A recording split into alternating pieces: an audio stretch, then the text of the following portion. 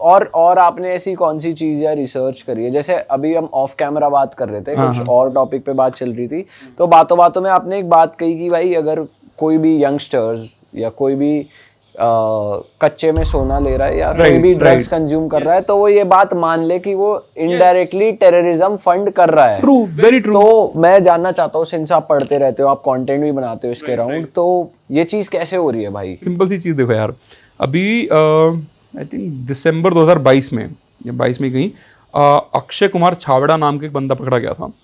उसकी एक छोटी सी चाय की दुकान थी पटियाला में, ठीक है। 2019 में उसने चाय की दुकान लगाई थी और उसमें 100 करोड़ की प्रॉपर्टी मिली थी। 100 करोड़? एग्जैक्टली। भाई चाय का धंधा कितना भी बढ़िया हो, इतना तो नहीं हो सकता 100 करोड़ कमा ले भाई यार। तो वो बंदा एक ड्रग स्मगलर था। अच्छा। पहले उसने खुद पाकिस्तान बॉर्डर क्रॉस करके कुछ लाया था हीरोइन, फिर उसका ऐसा काम चल पड़ा कि ड्रोन से वो हीरोइन आती थी। ये एक्चुअल केस है, this is, you can publicly Google it and stuff, कि ड्रोन से वो ड्रॉप होता था, फिर उसने बंदे भी रख लिए, अपना काम बढ़ा लिया, ठीक है। और उस ट्रेड से उसने 100 करोड़ रुपए की प्रॉपर्टी खरीद ली। अब लेट से उसने अगर 10 रुपए की खरीदी है, आगे 12 की बेची है, किसी ने उसे 10 की बेची है ना, वो बेचने वाले आईएसआई है। आईएसआई का बहुत बड़ा source of income drug trade है। अच्छा।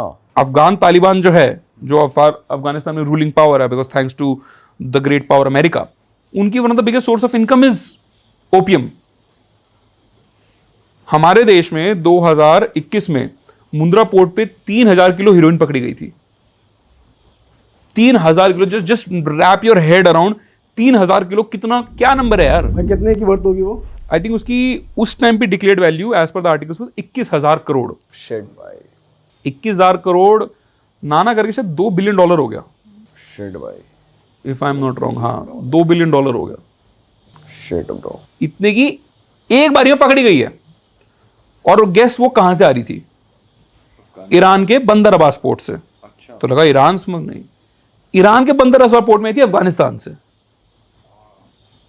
और अफगानिस्तान में से वो क्या डिक्लेयर हो गई थी, क्या बोल रहे थे भाई, कुछ तो कहेंगे ना भाई, इंपोर्ट हो रहा है प्रॉपर, फर्नीचर में आएगी, वो टेलकम पाउडर कह के आई थी। ये सोचो भाई, अफगानिस्तान में ऐसा कौन सा टाल्क स्टोन है सही बात है, जो इस कदर ट्रेडिंग कर दे रहा है, जो हमें यहाँ चाहिए। तो टैल्क स्टोन भी होते हैं, ऐसी बात नहीं है। उस जब ऐसे कंसाइनमेंट आते हैं उसमें टैल्क स्टोन भी मिलते हैं, क्योंकि वो शायद 3 बड़े बड़े कंटेनर थे, तो उसमें बहुत हैवी क्वांटिटी टैल्क स्टोन था। और उसके नीचे कहते हैं पाउडर है, जब टैल्क स्टोन टूट जाता है, उस पाउडर में ये हीरोइन थी। वो स्पेशल मार्क बैग्स में थी। जो छाबड़ा साहब थे, ये टमाटो जूस के डब्बे में बेचते थे, अनार के जूस के डब्बे में बेचते थे। और भाई ये वो केसेस जो सामने आ गए हैं, और कितने केसेस जो सामने आते ही नहीं होंगे भाई। 2021 में हुआ था वो। डू यू रियली थिंक कि ना 2021 से पहले ना 2021 के बाद, जैसे वो एप्स्टीन वाली चीज है, डिमांड सप्लाई वाली है ना, डिमांड तो होगी उसकी। वो अगर भारत में आ रही है तो कंज्यूम तो हुई होगी कहीं, तो कहाँ गई वो? और वो जो जिसने बंदे ने ली थी, वो अब वो कहीं और से तो सोर्स हो रहा होगा। ऐसे तो नहीं नशा मुक्त भारत हो गया है।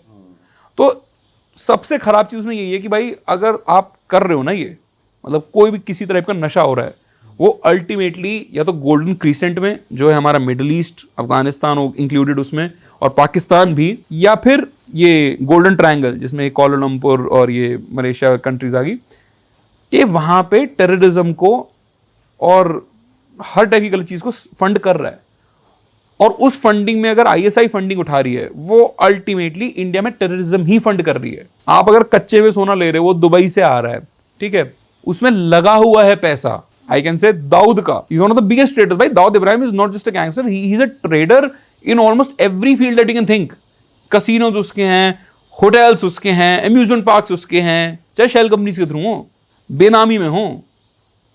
तो वो बंदा जब उसे बचाने वाली आईएसआई है, उसे उठाने वाली, मतलब ठीक है मुंबई में एक गैंगस्टर था, नाम वाम था, बट वहां से एक इंटरनेशनल क्रिमिनल लॉर्ड बनाने वाली आईएसआई है। कि 1992 में जब बॉम्ब ब्लास्ट हुए थे 90s में मुंबई में, तो Dawood Ibrahim has claimed in some interviews कि it, some journalist have said after speaking to him, Dawood is not on record anywhere saying this, कि उसका जो स्मगलिंग का रूट था, जिससे वो ड्रग्स लाता था, जिससे वो एम्यूनिशन लाता था, वो आईएसआई नहीं बनवाया था उसका। आईएसआई यूज्ड हिम ताकि इंडिया में आप भर दो ड्रग्स, ताकि वो रूट पक्के हो जाए। उससे पैसा तो कमा लिया हमने, ड्रग्स से पैसा आ गया, अपना एक ऑल्टरनेट बिजनेस खड़ा हो गया।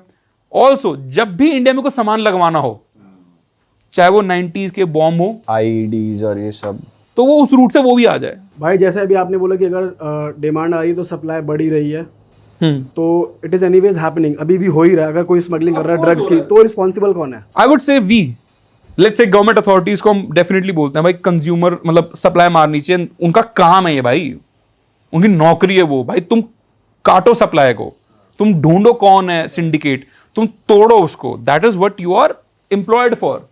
बट सिंपल सी चीज है यार कि आज की डेट में मान के चलो, आज की let's go back to 1990s में जब कन्वेयर बेल्ट मैकेनिज्म से कार बननी बहुत पॉपुलर हो गई थी, तो horse cart as an industry suddenly disappear कर गई थी। जब क्रूड ऑयल ज्यादा पॉपुलर हो गया था, वेलिंग एज एन इंडस्ट्री डिसअपियर कर दी, क्योंकि वेलिंग से ऑयल निकलता था, बड़ी बड़ी वेल्स को मारते थे, उसमें से ऑयल निकलता था, उसमें से केरोसिन भी, कुछ ऐसा वेल ऑयल निकलता जिससे लोगों के घर में लाइट आती थी। ऐसे उसमें लगा लो कि रुई को वेल ऑयल में डाल सकते तो वो जलती थी घी की तरह। तो वेल, लोग बड़ी बड़ी वेल्स को लोग पकड़ते थे, उन्हें मारते थे, काटते थे। पर जैसे क्रूड ऑयल पॉपुलर हुआ, उसकी जरूरत ही नहीं पड़ी कि इतनी बड़ी मतलब जानवर को पकड़ोगे, काटोगे, मारोगे। दैट इंडस्ट्री डिसअपीयर्ड ओवरनाइट, चाहे उसकी जो भी सप्लाई रही हो।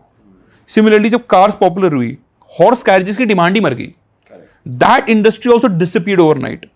So some technological shift happened that demand got killed. The best way to kill any industry is to kill the demand. तो आपकी चाहे ड्रग्स की डिमांड हो या सस्ते सोने की हो, कुछ आप उसकी अगर डिमांड किल कर सको, there is no other way you can kill that industry. इसलिए हनी सिंह खुद ओपनली एक्सेप्ट करता है कि मैं करता था भाई, गांजे के बियॉन्ड तो उसने एक्सेप्ट किया नहीं, but I am pretty sure बाकी चीज भी करता हो। बट एटलीस्ट अब वो एनसीबी का, ठीक है, या फिर जितनी भी एंटी स्मगलिंग एक्टिविटीज, उनका एक बहुत बड़ा ब्रांड एम्बेसडर है। वो खुद इंडिया गेट पे उसने शो किया था, भाई मत करो गांजा, मत करो, मत करो। एंड मैं खुद जानता हूं यार अपने कुछ ऐसे दोस्तों को कि भाई वो 17 साल की उम्र से गांजा पी रहा है भाई, आज 35 का हो गया, कोई पी रहा है, और उसके जो लॉन्ग टर्म इफेक्ट है ना बहुत खराब है यार। अगर ये बात समझ में आ गई तो ठीक है, बट ये ना कि पॉप कल्चर ऐसा बन गया है कि अगर नहीं पी रहा तो भट्टू है तू। भाई हर चीज का फिर पीआर भी तो है ना, पीआर बिल्कुल है। अब कुछ लोग इसको एडवोकेट करते हैं भाई, लीगली दारू भी तो मिल ही रही है। हाँ। जब नशा मिल ही रहा है तो ये ऑर्गेनिक है भाई, ये प्योर माल कर लो भाई, ये पहाड़ों की है, फिर गॉड से जोड़ देंगे चीजों को। तो प्रसाद ये जो भाई गॉड से जोड़ते ना, अरे भाई सुन, भगवान शिव ने ना विष भी पिया था, जहर पी के दिखाएगा तू क्योंकि तू गांजा पी रहा है। सही बात है भाई, उल्टी बात करते हैं। भगवान शिव अगर हाइपोथेटिकली मान लूं, वो उसका ध्यान करते थे, सालों तक समाधि नहीं टूटती थी। लास्ट टाइम तूने मंदिर भी कब गया था तू? मतलब ये जो गॉड से जोड़ देते हैं ना, और खासकर हमारे धर्म को बदनाम करते हैं, अरे तुम्हारे तो भगवान भी गंजेड़ी हैं। मैंने भाई जिन्हें पता ही नहीं है, मुझे बता दो कहाँ लिखा है, किस ग्रंथ में, किस उपनिषद में कहाँ लिखा है कि भगवान शिव ने गांजा पीते थे? सही बात है भाई। और उन पे अगर वो चढ़ा था ना भेल धतूरा, तो उस पर पहले विष चढ़ा था, विष के बाद कहते हैं ठंडा करने के लिए वो चीज चढ़ी थी, अमंग मेनी अदर थिंग्स। क्या मतलब, बस अपनी भाई एडिक्शन को जस्टिफाई करने के लिए भगवान को बीच में मतलब own up your shit, you are an addict. क्योंकि 20 साल बाद ना जब दिमाग खत्म हो चुका होगा तब याद आ रहा होगा ये दिन। तो डिमांड किल कर सकते हो भाई, तो बेस्ट वही तरीका होता है। भाई इंडिया में और क्या चीज़ें इलीगली रन हो रही हैं? जैसे हमने बात करी है कि एनिमल्स को स्मगल किया जा रहा है, ड्रग्स भी हो गए, और क्या क्या चीज़ें हैं जो इलीगली देश में चल रही हैं? अगर आपने रिसर्च करी है, आपने पढ़ा इस बारे में। The best of course, the biggest industry is the gold industry. और गोल्ड इंडस्ट्री की तो बात यह है कि यार कि जैसे जैसे गोल्ड में इंपोर्ट ड्यूटी बढ़ती है, वैसे स्मगलिंग का इंसेंटिव बढ़ता है। क्योंकि एक सिंपल सा लॉजिक है यार कि आपने जैसे दुबई से 100 रुपये का सोना मिल गया आपको सपोजिटली, ठीक है, वही सोना just because of import duty वो भारत में 116 रुपये 50 पैसे का है। समझ रहे हो आप? मतलब 1 करोड़ का सोना दुबई का भारत में 1,16,50,000 का है। तो अगर आपने वो सोना स्मगल कर लिया तो आपने सीधा सीधा 16.5 लाख रुपए बचा लिए। 16.5 लाख में कस्टमर को बेनिफिट पास कर दिया, लेट्स से 5 लाख का, 5 लाख अपनी जेब में रख लिए, और let's say 6.5 lakh, so as to speak, आपका उस सिंडिकेट को रन करने का खर्चा हो गया। उतना भी नहीं होता, उससे भी बहुत कम होता है।